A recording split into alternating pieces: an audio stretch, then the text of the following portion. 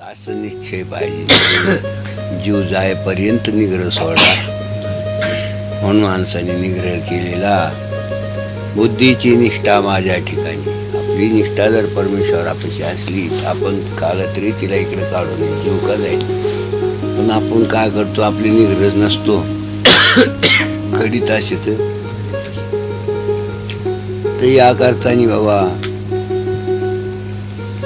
त्याची निष्ठा ढळे. आपण म्हणतो काय म्हणतो, म्हणजे केलेली बोललेले उद्योग न केले निष्ठा ढळेला माणूस म्हणतात, तो बेईमान म्हणतात. बोललेले उद्योग न करणे हा निष्ठाच नाही. तिथे की त्याच्या बोलासाठी त्यांनी प्राण दिला पण निष्ठा ढळून नाही दिली.